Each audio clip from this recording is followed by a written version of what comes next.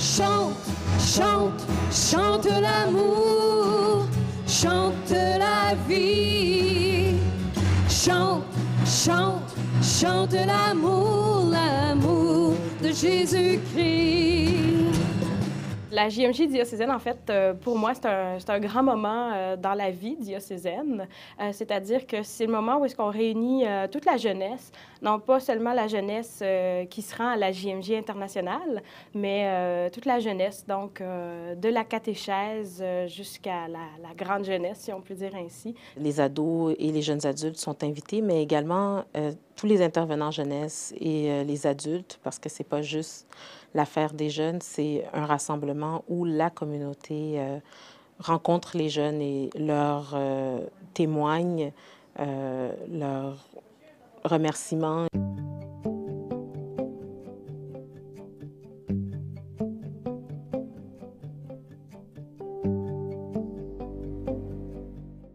En 2002... Ah, c'est ça. Qui a dit quoi? Toronto, on a entendu. Alors, en 2002, on a eu les JMJ à Toronto. Et suite à ça, on a commencé à avoir à Montréal les JMJ diocésaines de Montréal. Cette année, on a décidé de souligner le 10e anniversaire de la JMJ diocésaine par rapport à la JMJ de Toronto qui a eu lieu en 2002. Donc, cette année, en 2012, on a décidé de réunir toute la jeunesse, mais un peu plus. Donc, tous ceux qui ont participé à la JMJ internationale de Toronto. Réjouissez-vous toujours! Ah, que c'est beau, que c'est beau. Le pape Benoît XVI nous a envoyé un message à tous, un message sur ces JMJ diocésaines avec des thèmes très précis, que notre cœur est toujours dans la joie, que Dieu est vraiment la source de toute notre joie, de toujours garder notre cœur dans la joie chrétienne. Vraiment que la joie, c'est l'amour, évidemment. Puis vraiment, un des thèmes les plus importants, c'est vraiment d'être témoin de la joie. La joie fait partie de ma spiritualité personnelle. Depuis des années. Je l'exprime comme ça depuis des années parce que pour moi, je pense que c'est important pour les gens de notre monde de voir que quand on a cette confiance que notre religion, ce n'est pas juste une croyance, mais une confiance. Quand ils voient que nous sommes des personnes solides, courageuses, capables de se tenir debout. À chaque année, on offre à la communauté de participer à l'intérieur d'un festival jeunesse où les jeunes peuvent venir mettre au service de la communauté leur talent, donc de chanter, de faire un sketch ou un témoignage, puis de le présenter dans le contexte du message ou du thème de la JMJ. Donc, il y a eu un festival avec un volet pour ados et un volet pour les jeunes adultes.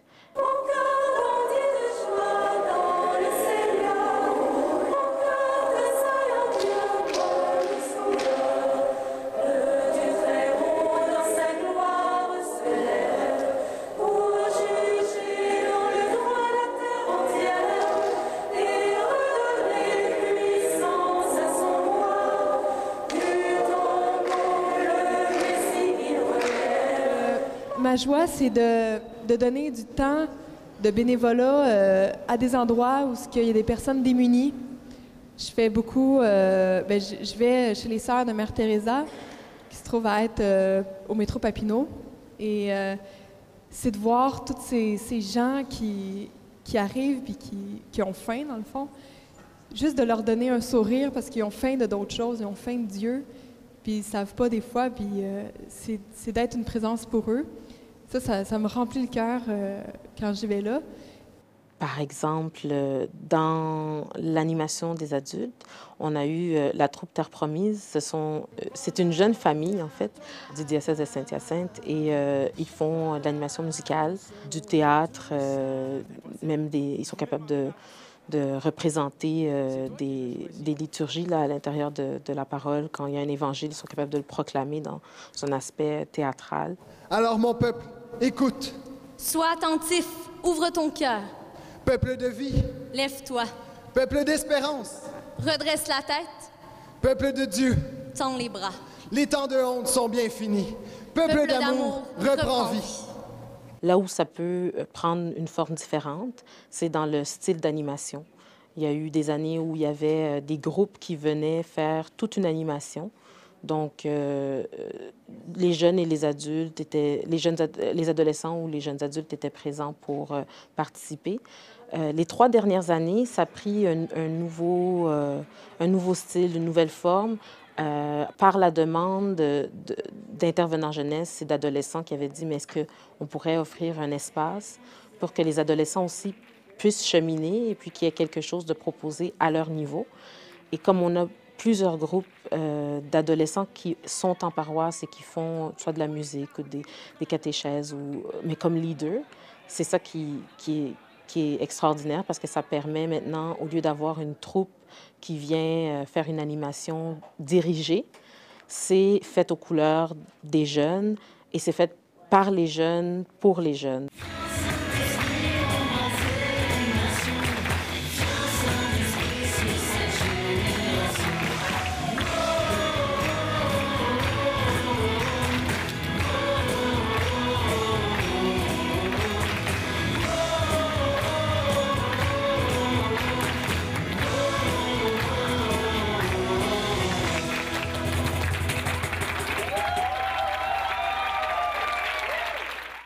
Par la suite, il y avait également une procession dans les rues de Montréal où les jeunes ont marché avec un rameau et on a fait à la basilique Saint-Patrick la bénédiction des rameaux et on s'est donné rendez-vous avec la communauté à 5 heures pour célébrer la messe des rameaux à la cathédrale Marie-Reine du Monde. On a voulu souligner l'entrée triomphale à Jérusalem de Jésus-Christ. Lui, il l'a fait sur un anon et les gens chantaient Hosanna. Donc, nous, on a décidé de marcher à la suite du Christ dans Saint-Lambert en faisant un bref tour du quartier.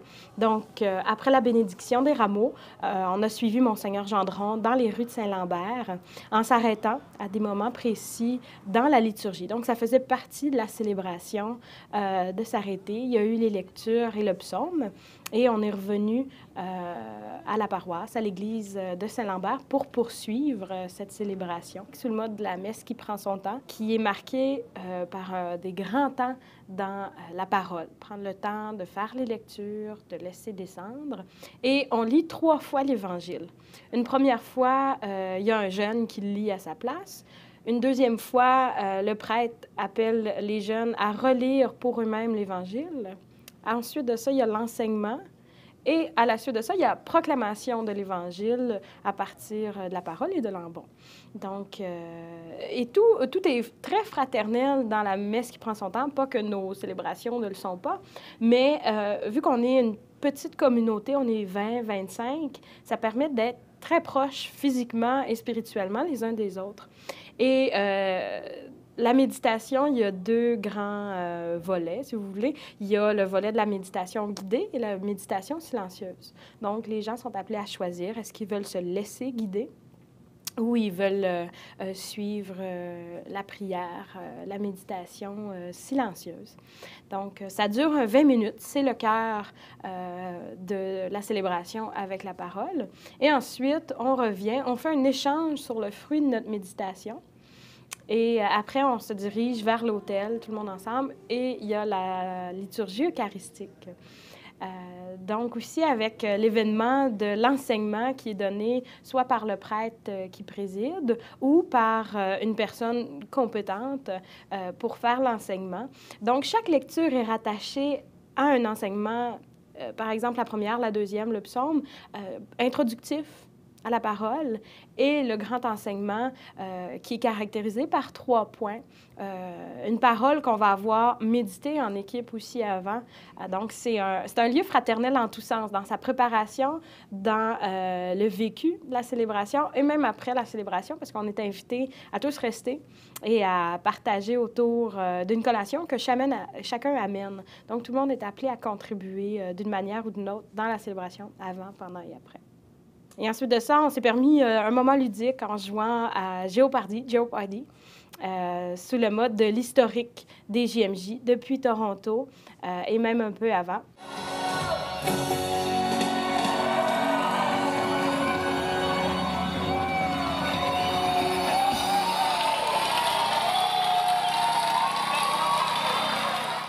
On essaie de rester tout près de la cathédrale Marie-Reine du Monde pour que la procession puisse se faire. Dans les 2 ou 3 dernières années, c'était à la mission catholique chinoise que ça s'était fait et puis ils nous ont chaleureusement acceptés. Cette année, c'était à la mission Santa Cruz où la communauté portugaise et les jeunes du groupe Jeunes en Action nous ont accueillis. Quand une communauté nous accueille, ça permet autant à la communauté, mais surtout aux autres, de découvrir aussi, puis pour les jeunes, de découvrir les communautés paroissiales.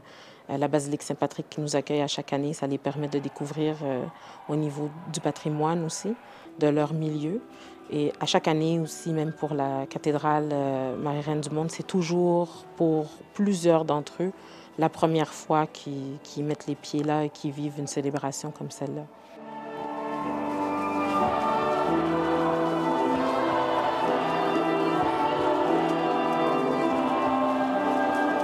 Chers jeunes amis, dear friends, je vous remercie d'avoir répondu à mon appel de venir célébrer ensemble la 27e Journée mondiale de la jeunesse. On comprend que c'était l'appel de M. le cardinal Jean-Claude Turcotte et que c'est à titre d'archevêque que je prends la relève. Ils devinrent tout tristes et ils lui demandaient l'un après l'autre. Serait-ce moi?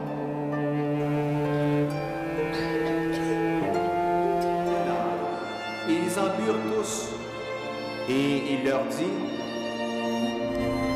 Ceci est mon sang, le sang de l'Alliance, répandu pour la multitude. Amen, je vous le dis, je ne boirai plus du fruit de la vigne jusqu'à ce jour où je boirai un vin nouveau dans le royaume de Dieu.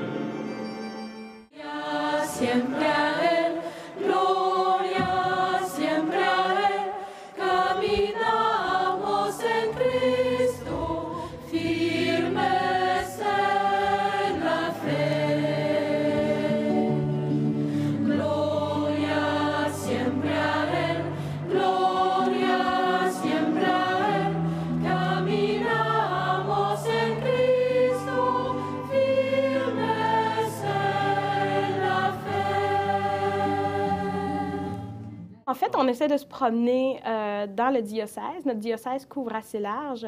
En fait, des lignes américaines jusqu'à Tracy, Sorel-Tracy, jusqu'à Tracy, en fait.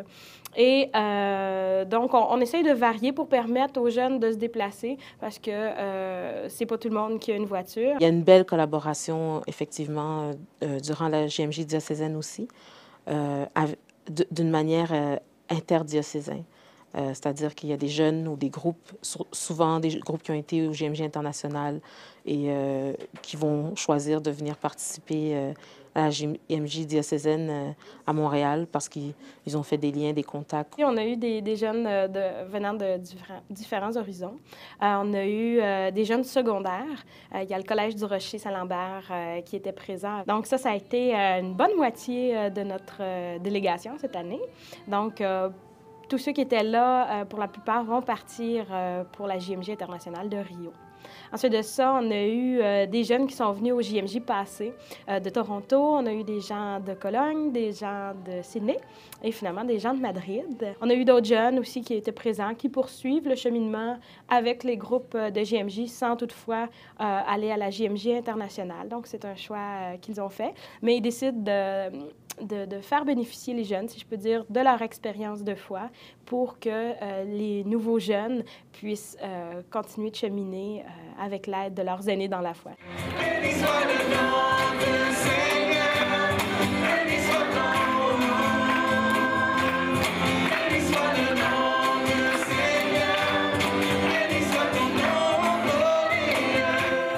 C'est une occasion assez spéciale là, parce que c'est pas tous les jours que tu vois des catholiques marcher dans la rue et tout ça. Alors je me suis dit, mais pour moi aussi je suis catholique, pourquoi pas aller aussi. Aujourd'hui, c'est vraiment rencontrer des jeunes de partout de Montréal et pouvoir partager avec ces jeunes-là, pas être gêné, enlever les masques qu'on porte à tous les jours, vraiment avec notre foi, pas avoir peur. C'est parce qu'il y a beaucoup de jeunes comme moi qui croient en Dieu et qui veulent manifester leur foi.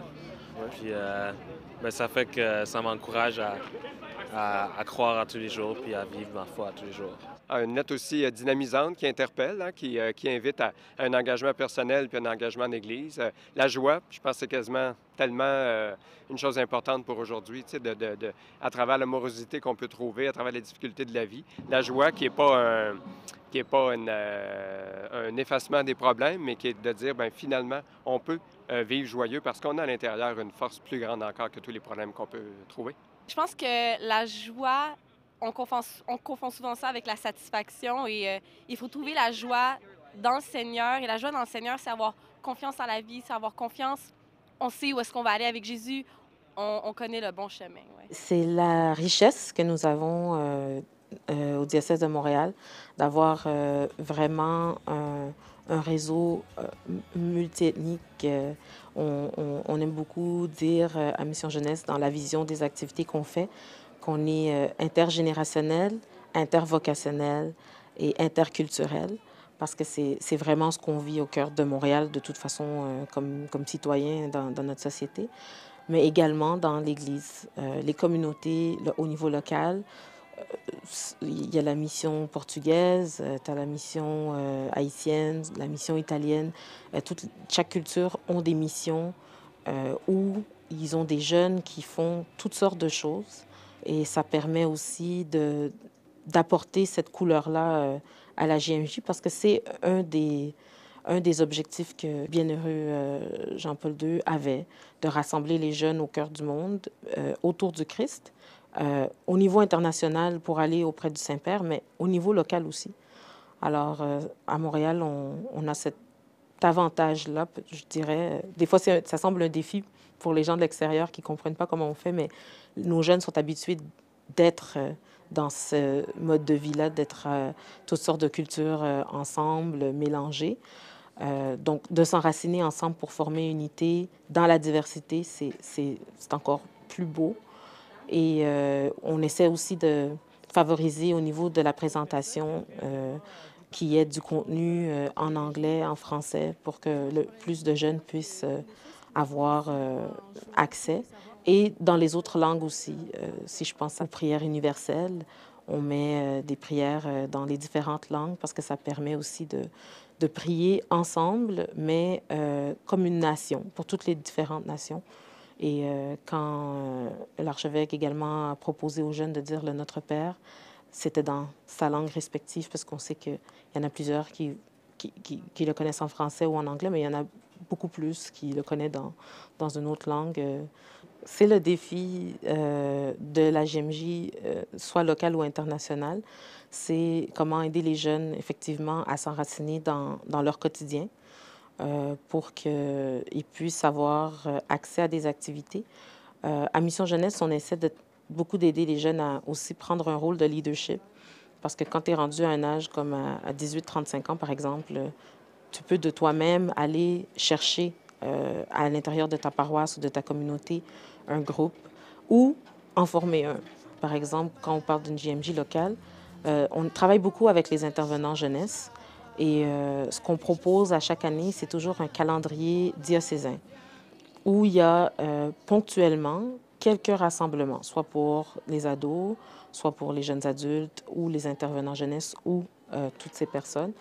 Et ça les permet de mettre ce calendrier-là à l'intérieur de leur propre calendrier paroissial dans leur communauté locale.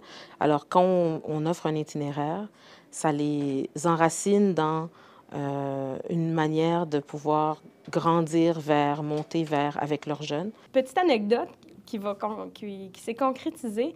Notre évêque, Monseigneur Gendron, est venu pour la première fois avec nous à la JMJ de Madrid. Et il a tellement aimé ça que, bref, à son retour, on s'est rencontrés. Il m'a dit « J'aimerais ça rencontrer les jeunes. » On a, une fois par mois, le 4e dimanche, une rencontre avec notre évêque sur le sens de la vie. Et plus concrètement, les jeunes sont appelés à donner leur questionnement à notre évêque et on en discute autour d'une bonne pizza. Donc, ça permet de continuer à donner sens tant à nos vies en tant que jeunes qui ont des réalités encore une fois, comme je le disais, similaires entre nous, mais personnelles à chacune.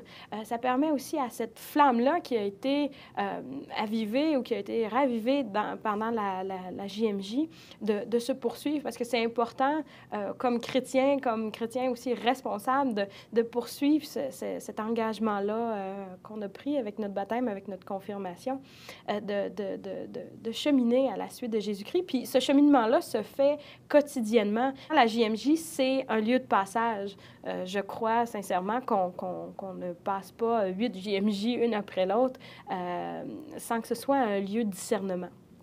Donc, on a besoin tout le temps de revenir à la base et de revenir au ressourcement nécessaire. C'est une occasion où les jeunes ont de rencontrer les prêtres et les évêques. Et le cardinal se donne un devoir aussi d'être là à chaque fois, de convoquer les jeunes, parce que c'est la journée mondiale de la jeunesse. Donc, c'est la jeunesse qui est au cœur de la célébration. Et dans un moment fort comme le temps pascal, ça donne une couleur où les jeunes viennent. Et l'invitation qui est donnée, c'est une invitation personnelle qui est faite du cardinal. Dans un premier temps, quand c'était le cardinal, l'archevêque aussi a refait la même invitation. Et quand c'est international, c'est le Saint-Père qui s'adresse à la jeunesse.